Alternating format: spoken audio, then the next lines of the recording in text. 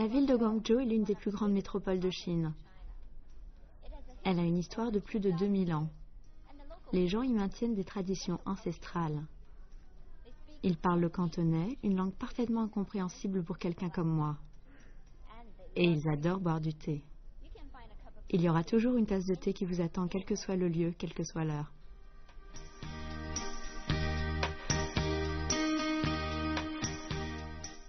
Le statut de Guangzhou en tant que port international remonte à 1 millier d'années. C'était le point de départ de nombreux voyageurs intrépides qui s'embarquaient pour l'Europe ou l'Afrique. Aujourd'hui, on l'appelle la porte du sud de la Chine.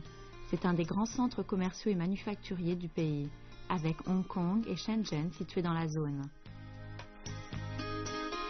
Guangzhou est l'une des villes les plus prospères de Chine. C'est un centre international, même si elle a su conserver ses propres caractéristiques locales.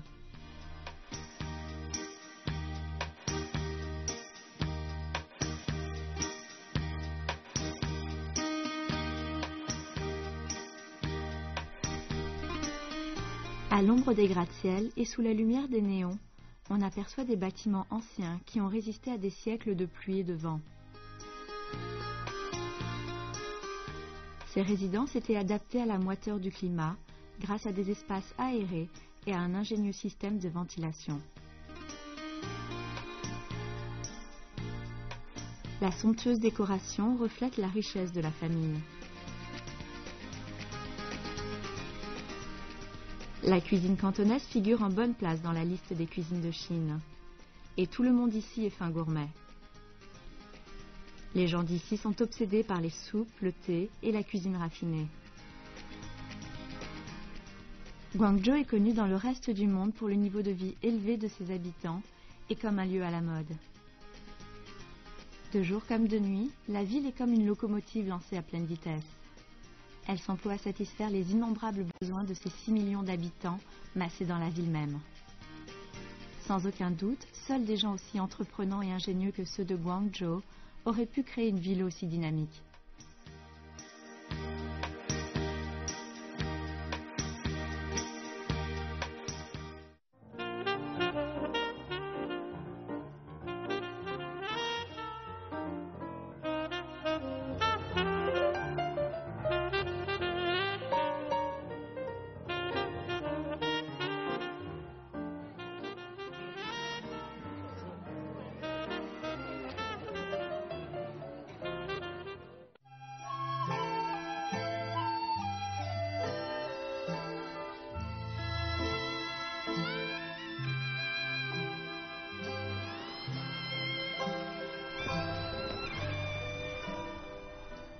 Si j'avais vécu il y a 100 ans à Guangdong et si je portais le nom de famille Chen, je me serais rendu dans ce temple pour honorer mes ancêtres 2 fois par an, au printemps et en automne, ainsi que pour les célébrations du Nouvel An chinois. Des milliers de gens de la famille Chen seraient réunis ici. Et cette splendide porte, aux décorations magnifiques, serait ouverte. Mais c'était réservé aux gens importants. Les petites gens comme moi, surtout une femme, ne pouvaient passer que par les portes latérales. J'aurais tout de même été fière d'être ici.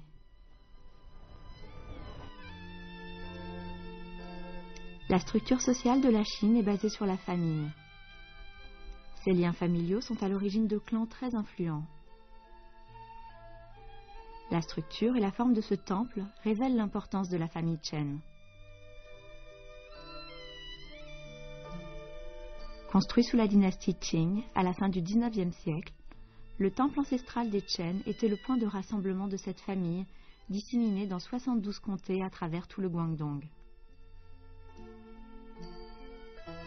La famille a fait appel aux meilleurs artisans de l'époque pour décorer ce temple. On peut encore y voir des statues d'un grand raffinement. Des thèmes de bon augure sont représentés partout. On les trouve sous forme de sculptures peintes au plafond, de pierres taillées et d'écrans en bois.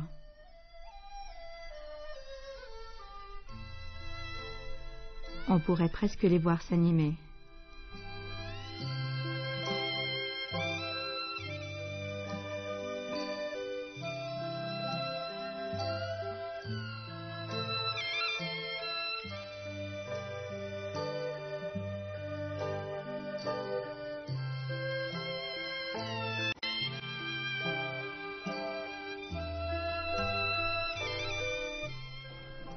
N'oubliez pas que c'est bien plus que de l'artisanat.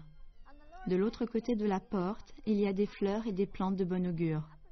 En haut, il y a toutes sortes d'histoires tirées du folklore traditionnel et de la littérature chinoise. Par exemple, ce sont les 8 dieux immortels qui donnent un banquet avec l'empereur de Jade. Le moment le plus heureux qu'on pouvait imaginer dans les temps anciens.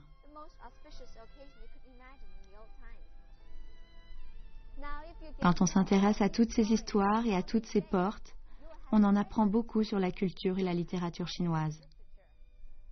Mais il manque un genre. Il n'y a en effet aucune tragédie ici. Les temples ancestraux étaient censés apporter prospérité, longévité et chance.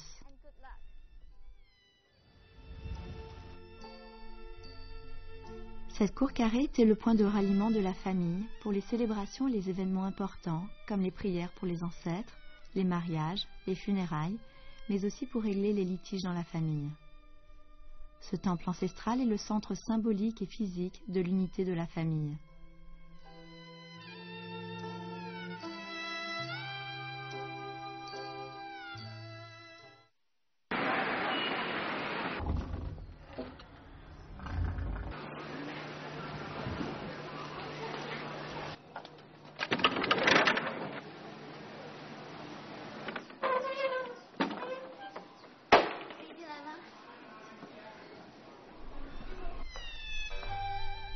Les hommes d'affaires les plus riches de ces 2 derniers siècles vivaient dans le quartier de Xiguan, dans des endroits comme celui-ci.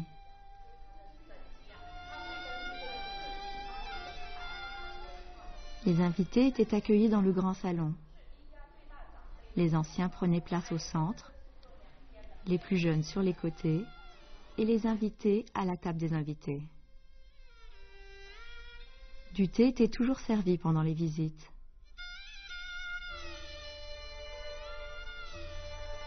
Au-dessus, il y avait un autel pour honorer les ancêtres. Il est placé au-dessus de tout le reste pour en signifier l'importance. Les richesses générées par le commerce permettaient de décorer ces habitations avec du verre importé et des sculptures extravagantes en tout genre. Derrière le salon principal se trouve la chambre du chef de famille. Or, c'était la chambre principale et le chef de la famille dormait ici. Mais cette chambre n'était pas sans intimité. Ses fenêtres pouvaient en fait être fermées le soir.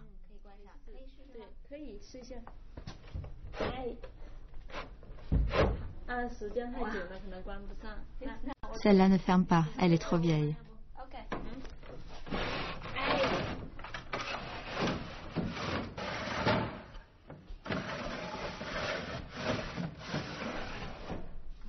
Bonjour. Le matin, on ouvrait les volets pour que la lumière entre dans la pièce.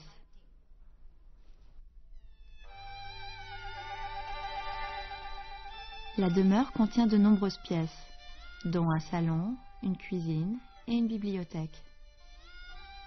De vieux meubles de l'époque et des objets authentiques de la vie quotidienne sont exposés ici.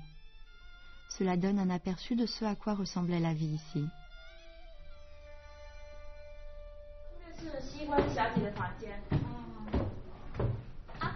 En haut vivaient les jeunes filles qui n'étaient pas mariées. Elles formaient le groupe le plus convoité de la maison.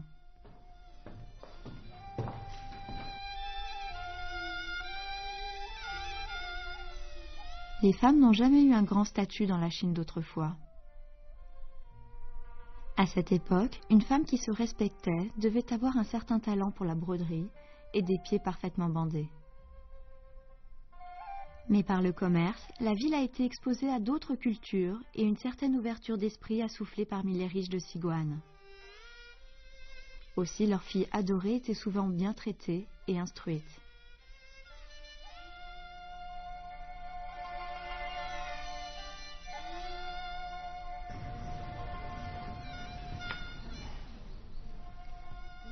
Les jeunes filles non mariées, qui vivaient dans de si belles maisons et dormaient dans des lits comme celui-ci, n'étaient pas des jeunes filles ordinaires. Les gens les regardaient comme des icônes de la mode, tout comme aujourd'hui on regarde les stars d'Hollywood. Elles savaient chanter et danser, certaines parlaient l'anglais et savaient même conduire une voiture. Parler anglais ou conduire une voiture n'a plus rien d'exceptionnel aujourd'hui. Mais c'était le cas il y a un siècle.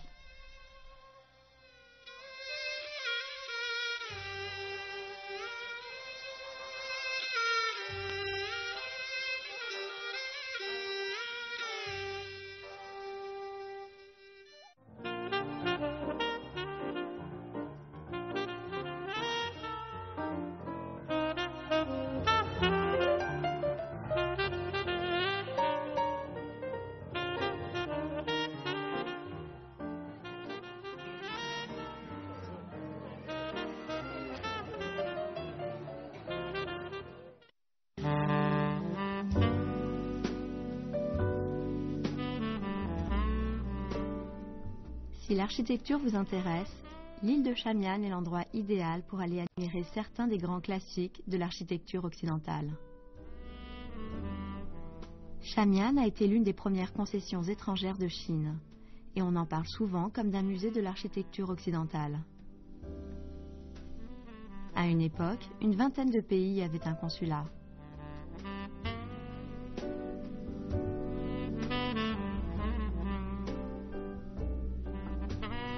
Plus tard, des églises, des banques, des postes, des hôtels ont été construits. On y trouve presque tous les styles européens, avec une prédominance des styles néoclassiques et néo-baroques.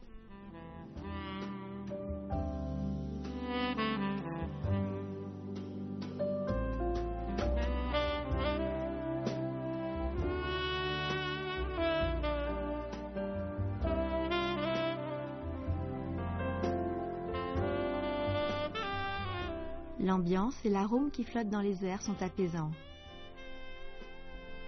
C'est une oasis de sérénité dans cette ville au rythme frénétique.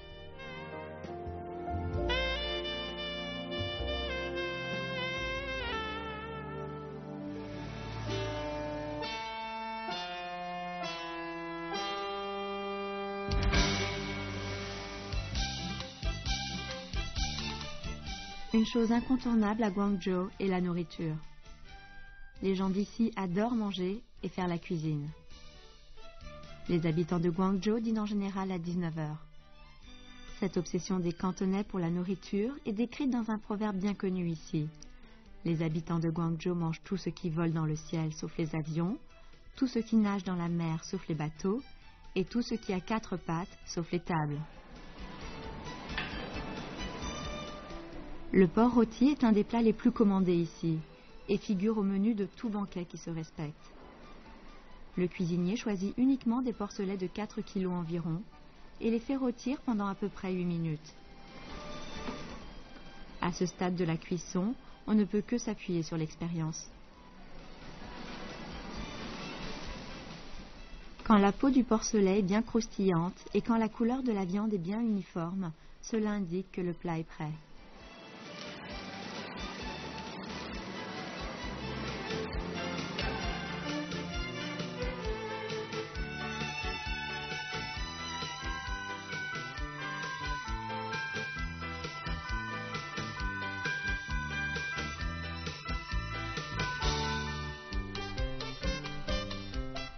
La cuisine de Guangzhou utilise beaucoup de fruits de mer en raison de leur abondance dans la région. La fraîcheur est d'une importance primordiale et les piments sont utilisés en faible quantité pour conserver le goût naturel des aliments.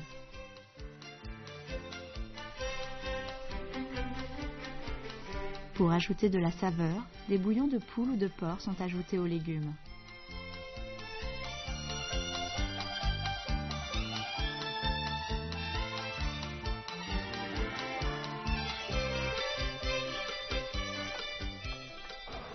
Les Chinois sont très exigeants en matière de cuisine et de nourriture.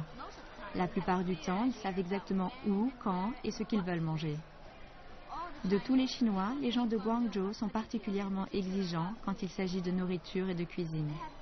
Ils ont développé une cuisine raffinée, tout comme les Français en Europe. Si vous venez dans la région, profitez-en pour goûter cette cuisine.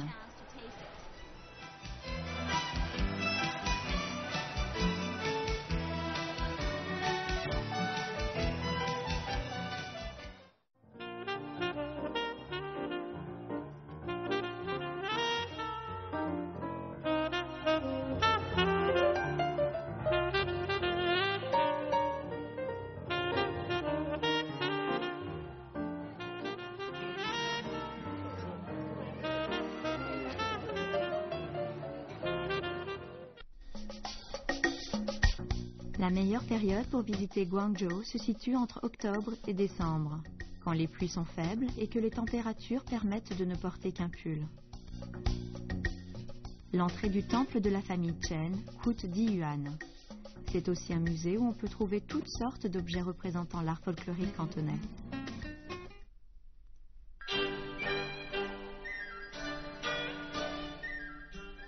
La ville de Guangzhou reste éveillée tard le soir et se lève tôt le matin. Parfois, on se demande où ils puisent toute cette énergie. L'attention permanente qu'ils portent à leur santé, à la bonne nourriture et au thé est peut-être le secret. Quoi qu'il en soit, les habitants de Guangzhou forment un mélange contrasté. Fantasque mais terre à terre, énergique mais détendu, audacieux mais traditionnel.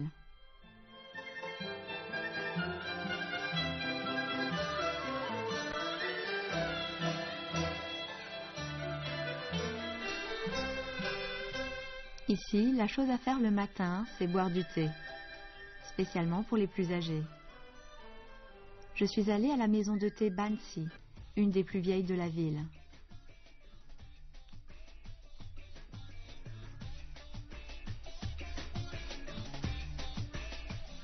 La cour est comme un jardin joliment agencé et offre un moment de détente aux buveurs de thé. C'est l'un des éléments les plus élégants du rituel quotidien des Chinois.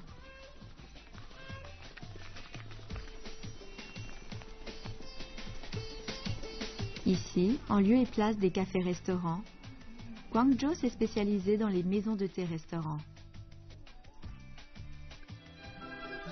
On peut y déguster des dim sum sucrés ou salés. Les dim sum sont des assortiments de petits plats présentés sur des chariots qui défilent entre les tables. C'est comme un buffet, sauf que les plats viennent à vous.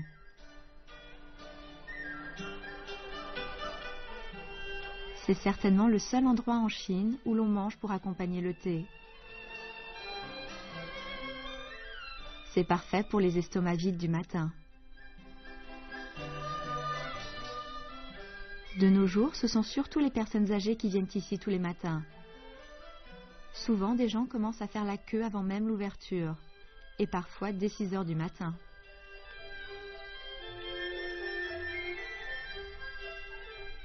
Certains apprécient tellement cette tradition qu'ils passent toute la journée à la maison de thé. Le thé est très important dans la vie locale. Les gens en boivent du matin au soir. C'est devenu une culture, la culture du thé. On peut en boire de toutes les sortes, du thé vert, du thé aux chrysanthèmes, pour ne citer que ces deux-là.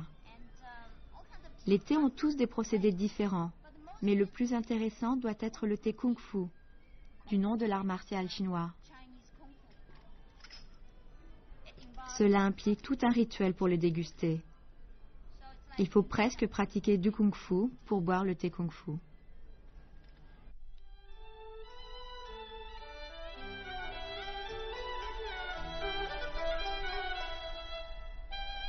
Boire du thé est un art de vivre. Et la préparation est un art complexe, même si un palais inexpérimenté peut ne pas distinguer toute cette subtilité.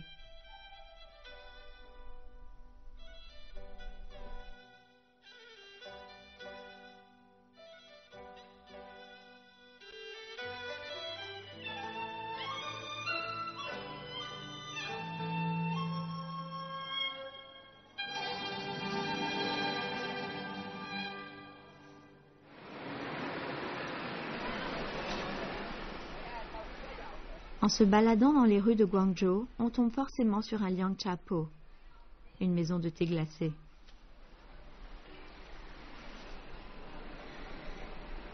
La ville regorge de petites boutiques qui vendent différentes marques de Liangcha. Les Cantonais boivent du thé glacé comme d'autres consommeraient du café. Mais le goût peut être très inattendu.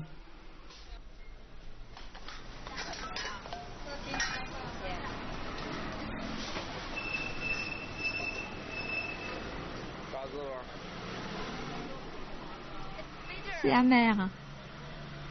C'est très amer, comme une sorte de médicament aux plantes.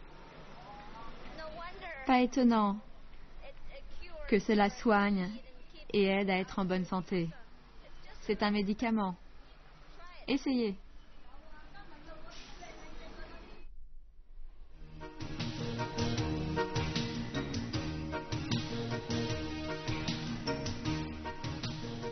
La ville de Guangzhou est un savant mélange de moderne et d'ancien. Les vieilles ruelles côtoient de grands axes de circulation.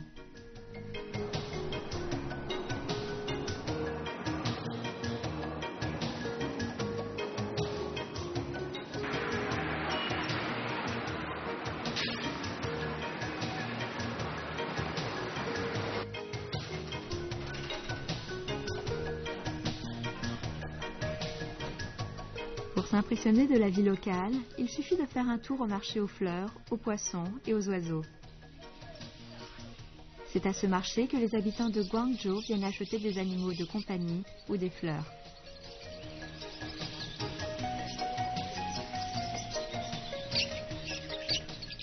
Le marché aux oiseaux est comme un véritable zoo.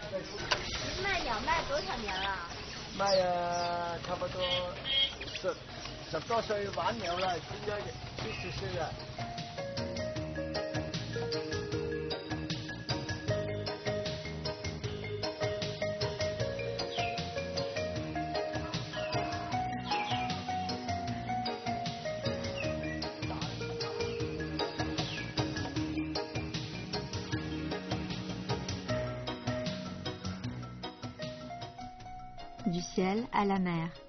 Juste à côté du marché aux oiseaux, il y a un immense marché spécialisé dans les poissons tropicaux. Beaucoup de Chinois ont des aquariums chez eux et les couleurs de ce marché sont exceptionnelles. Il existe aussi l'équivalent des concours de beauté pour les poissons. Les récompenses vont à ceux qui ont les plus belles couleurs, la plus belle forme de tête, de nageoire.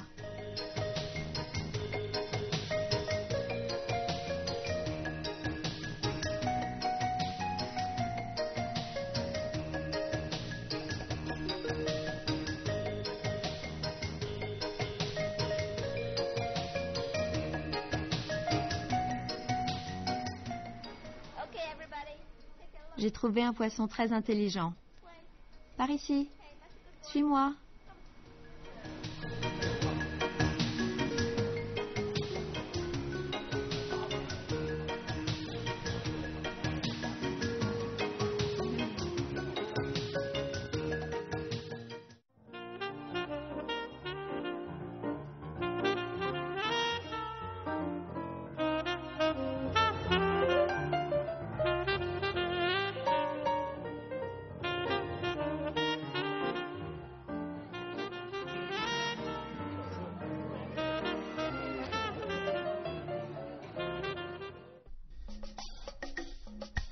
Les maisons de thé-restaurants sont ouvertes toute la journée. On peut ainsi commander à toute heure, même quand les autres restaurants sont fermés. Les boutiques de douceur le long des rues sont aussi à essayer. Ils proposent de simples repas et des délicatesses à base de lait typiquement cantonaises.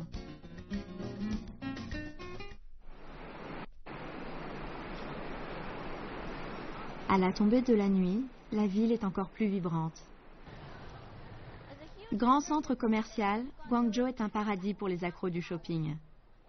Voici Zhangxiaqiu, la plus vieille rue commerçante de Guangzhou. Je ne peux pas résister, c'est l'heure du shopping.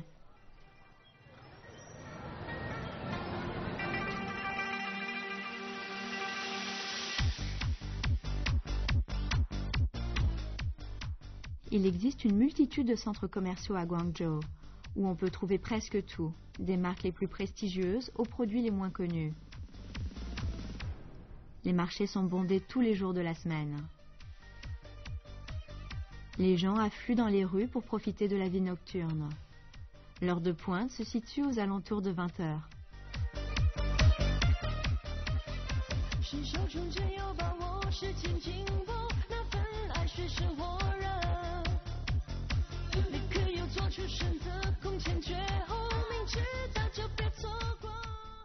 Les rues de Shangqiajiu, de Zhongyuanfang et de Beijing sont les trois artères incontournables pour les fans de shopping.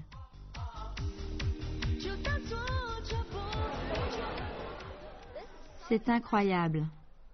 Dans cette rue commerçante bondée et moderne, on peut déceler 11 couches de rues anciennes, les premières remontant à la dynastie Tang il y a plus de 1000 ans. Je me demande quel type de magasin il y avait alors le long de cette rue.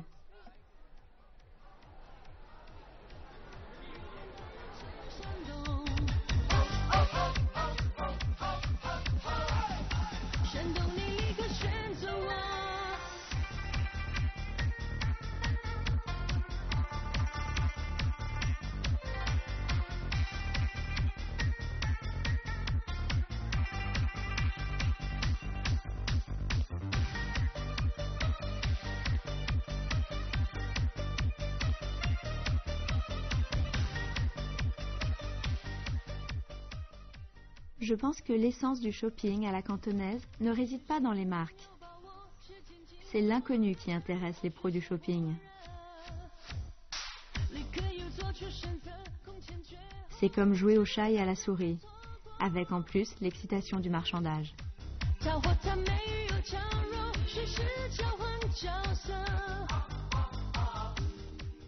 On peut trouver les choses les plus tendances, les plus funky et même les objets les plus inattendus, à condition bien sûr de faire preuve de patience.